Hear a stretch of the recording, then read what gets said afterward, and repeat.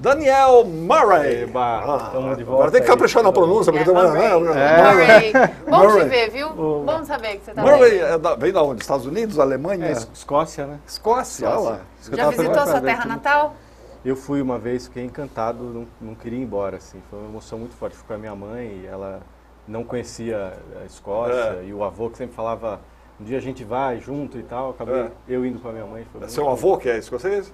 É, o pai dele, né? Bisavô. Bisavô. Escocês, Você foi lá? Foi lá. Você usou aquela sainha? Aquelas coisas? Não cheguei a usar a sainha. Né? Puxa, faltou uma parte da tradução. A hora que eu voltei foi essa hora aí da sainha, aí eu falei, acho que eu vou... Tá na hora de voltar, né? Daniel, você está trabalhando pra caramba esse ano, cara. Trabalhando muito. Estou, assim, realmente feliz de poder fazer as coisas aqui, né? Realizar os projetos. Realizar os projetos. E... Olha lá a Fernanda tirando fotografia da gente. Olha Oba. lá, olha lá. Bem espontâneo, hein? Isso.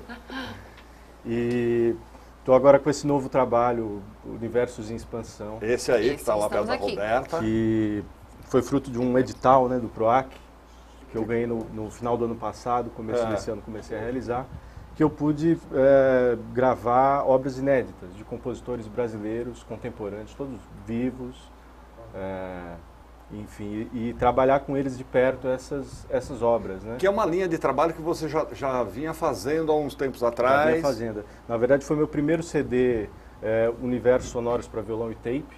Universos Sonoros para Violão e Tape. Para Violão e Tape, que foi a primeira vez que eu vim aqui no programa, que a Roberta estava. E que foi o primeiro CD é muito difícil, né, de se fazer. Você fala, bom, o que eu vou fazer? Eu tenho que fazer alguma coisa diferente. Aí você tem uma ideia, você fala, não, mas isso aqui já estão fazendo. Aí você tem uma outra ideia, você fala, não, isso aqui tem as gravações do mestre, maravilhoso. Como é que eu vou fazer isso aqui, né? E aí eu fui me encontrando aí artisticamente e encontrei esse viés da música contemporânea e da música com recursos tecnológicos. E você tem as composições aí do Flô Menezes, por exemplo, né? Exatamente, aqui tem uma peça do Flô Menezes que eu gravei também no meu primeiro CD, uma outra peça dele. Essa peça é acusmática, ou seja, só eletrônica. Só né? eletrônico. E a peça que eu gravei nele no meu primeiro CD também está na internet e tudo mais. O físico esgotou, mas na internet ainda tem. Uma peça para violão e eletrônica em tempo real. Então, enquanto você toca, o computador transforma esses sons e distribui em torno da plateia em 4 ou 8 caixas, ou até 25. Isso é muito legal. Enfim, tem orquestras de alto-falantes, o Flô tem uma orquestra de alto-falantes na E Unesp. aí você faz né, os jogos, assim, de ouvir aqui, ouvir ali. De som, de espacialização do som, isso né? é bem legal. E que é uma experiência muito interessante para quem toca e para quem assiste, principalmente, porque você pode assistir e você fica no meio dessa coisa toda. Né? Quando você toca, você é uma das caixas. Diferentes estímulos, né? De diferentes partes. Exatamente. Isso é muito legal. É como se fosse um cinema, assim, só de sons, né? Agora, hoje você trouxe aqui 2 violões. Então, você vai mostrar alguma coisa do CD pra gente? Vou mostrar, sim. Vamos começar com qual? Vou mostrar uma composição minha, que inclusive tem a ver com essa peça do Flô que a gente estava falando, que é uma homenagem a 2 compositores brasileiros contemporâneos, o Flô Menezes e o Arthur Campela. Então eu fiz essa peça que chama Entre Meios. Entre Meios. Que mistura essa sensação de entre tocar uma peça de um e do outro, tem um silêncio, e aí esse silêncio eu preenchi com alguns sons que não são nem de uma peça nem de outra, mas dessa. Legal, Daniel Murray aqui com a gente.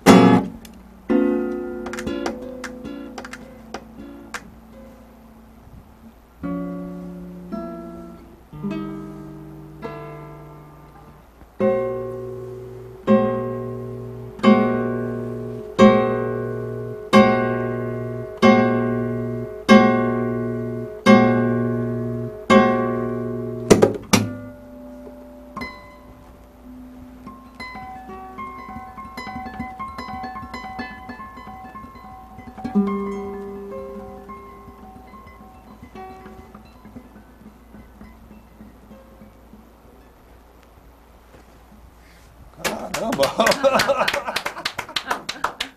Que coisa diferente, cara.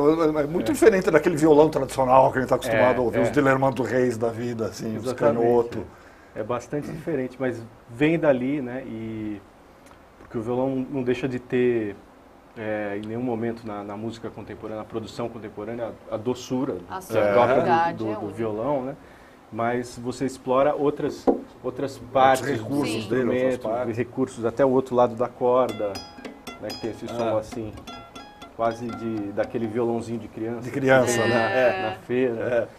Então esses sons todos eles entram na composição, não só para violão, mas para vários instrumentos e na estética, né? Em várias estéticas pessoais dos compositores do século XX. Quem são os violonistas assim que são tuas referências?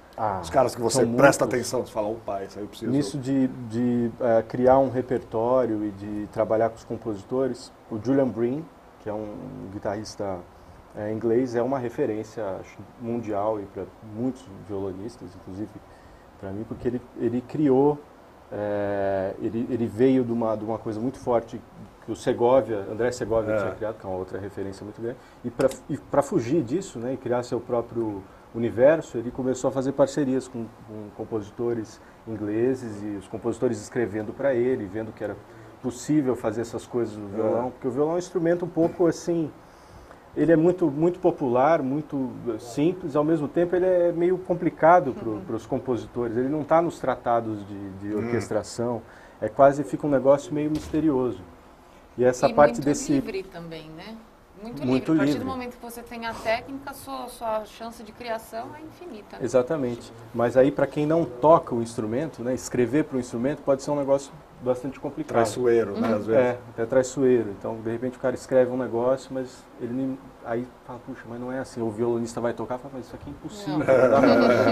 Então, essa parceria do intérprete com o compositor sempre foi muito importante. A partir do século XX, ainda mais, quando os compositores pararam um pouco de tocar, eles foram se engendrando cada vez mais para a composição e teve uma separação um pouco do intérprete, ficou só intérprete. O compositor só compositor, mas agora essas coisas também estão voltando a se unir né? Como era, sempre foi. Essa que você tocou é Entre Meios, né? Você falou. Entre Meios, é uma composição minha. São várias composições curtinhas que eu fiz como Você comentários entre as faixas, tem essas composições. Legal. A gente tem um vídeo aí, pedi para a Ana colocar, um vídeo de uma apresentação sua, acho que era num festival, se não me engano. Foi uma estreia que eu fiz de uma peça do Manes na Bienal Funarte, né, no Rio de Janeiro, que encomenda obras anualmente para compositores, e encomendou essa peça para o Zé Augusto Manes, que na época era meu orientador, e a gente estava fazendo um trabalho junto de técnicas estendidas para violão na Unicamp, e aí a gente estava junto todo dia, ele acabou compondo uma peça para violão solo.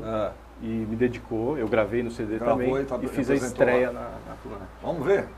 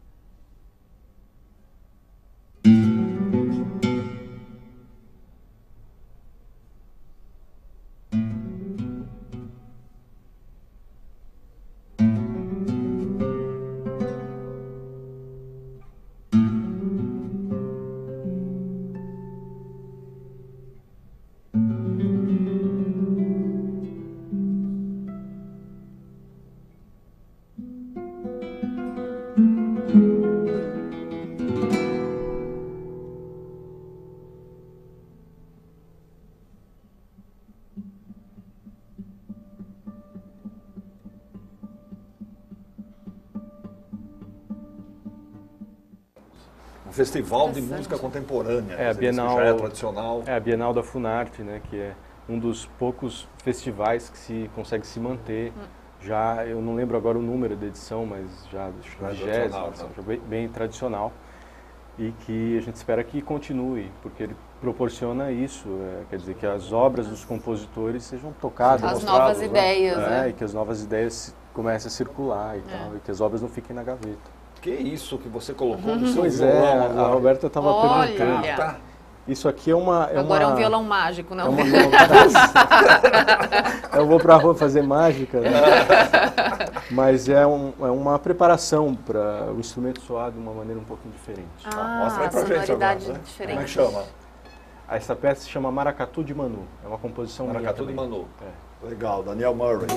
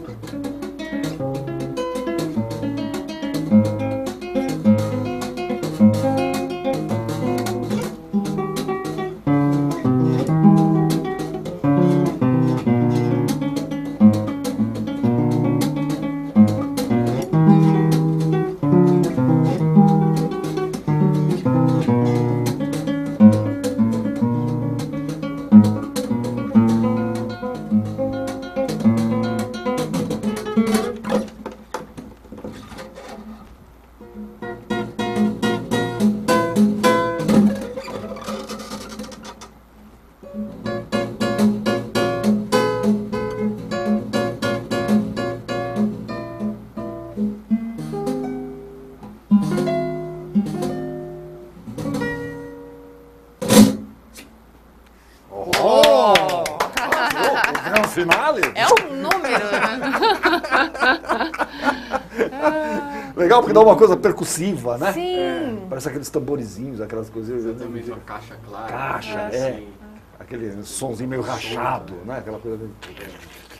mais barato. Eu acho que ela tem que ser essa carta. Tem que ser uma cartinha plastificada, assim, com uma certa consistência. O desenho é bacana também. O desenho é bonitinho, Sim, eu gostei. Né? Faz parte. Agora, você trouxe também um violão de 11 cordas. Então, 11 cordas? Desse, dá nó no dedo de achar. Uma harpa. Pois é. Esse violão aqui, o único problema é estar afinado, né? Ele desafina fácil. Não, todo violão desafina fácil. Engraçado. Mas para afinar 11... Ele alterna cordas grossas com cordas finas, graves com agudos. Exatamente. Esse violão, ele não chegou assim para mim, né, com essa configuração de cordas, mas eu fui experimentando coisas. E quando eu vi um vídeo do programa Ensaio, do Roberto Gismonti, que eu vi ele explicando um negócio que ele faz no violão dele, com uma corda aguda, uma grave, uma aguda, uma grave, com outras notas, não essas daqui, mas com essa coisa de corda aguda e grave. Eu falei, que interessante, vou experimentar isso. E aí eu coloquei esse violão desse jeito e E aí ele começou a responder assim, falar... Aí Legal, 3 anos assim. depois você falou, tá bom.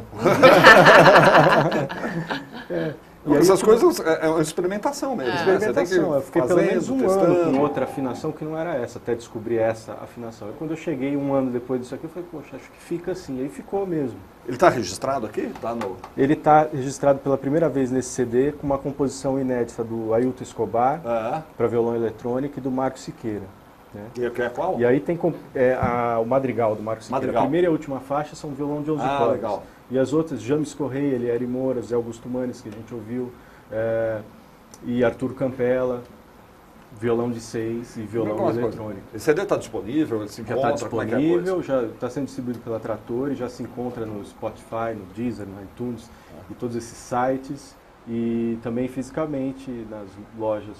O Daniel Murray está concorrendo ao prêmio de jovem instrumentista. Como é que é o negócio? Fiquei sabendo antes de vir para cá. Hoje, concorrendo hoje, antes de chegar aqui. É um prêmio da revista Concerto, voto popular, Jovem Talento. Jovem Talento. Ainda dá para ser só. jovem, Legal. né? Mesmo legal. Então precisa entrar lá e votar. Votar. Revistaconcerto.com.br. Concerto.com.br. Tem lá várias categorias. Exatamente. Encontra lá o Daniel Murray Vai e me vota. encontrar Eu já lá votei, e hein? voto. Legal. Já votei. Já votou? Caramba, foi rápido. Vamos mostrar esse violão de 11 cordas? Vamos lá. Eu vou tocar, então, a primeira composição que eu fiz nele se chama Ciranda Imaginária.